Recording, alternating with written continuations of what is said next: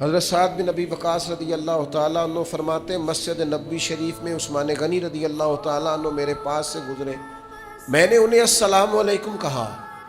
انہوں نے میرے طرف چہرہ اٹھا کر دیکھا بھی پر میرے سلام کا جواب ہی نہیں دیا۔ میں سیدھا امیر المومنین حضرت عمر فاروق کی خدمت میں گیا، میں نے کہا حضور کو رواج بدل گیا ہے جناب، کیا ہوا؟ کہا عثمان کو سلام کی ہے، مجھے دیکھا بھی ہے، جواب ہی نہیں دیا۔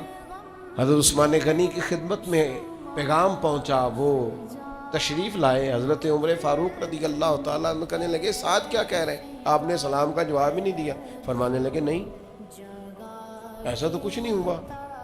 جناب سعد بن ابی وقاص نے یاد دلایا،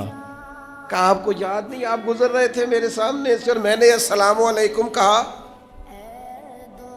تو آپ نے میری طرف دیکھا بھی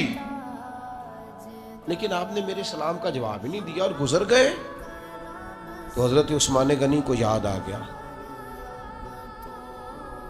اور جب یاد آیا تو کہنے لگے سعد میں اللہ سے بھی معافی مانگتا ہوں، میں رجوع کرتا ہوں اپنے رب کی بارگاہ میں، توبہ کرتا ہوں، لیکن فرمانے لگے اصل بات یہ ہے کہ جب آپ میرے پاس سے گزرے تھے تو میرے ذہن میں حضور کا فرمان چل رہا تھا اور فرمایا میں نبی پاک کے اس فرمان کو سوچ رہا تھا جو سرکار نے ایک دفعہ مجھ سے کہا تھا، فرمایا جب بھی میں رسول اللہ صلی اللہ علیہ وسلم کی اس بات کو سوچتا ہوں مجھے ایسا لگتا ہے میرے دل پر بھی پردہ آ گیا ہے، میری آنکھ پر بھی پردہ آ گیا ہے، بس حضور کی بات یاد رہتی ہے اور کوئی چیز یاد ہی نہیں رہتی، بس حضور کی بات نظر آتی ہے اور کچھ نظر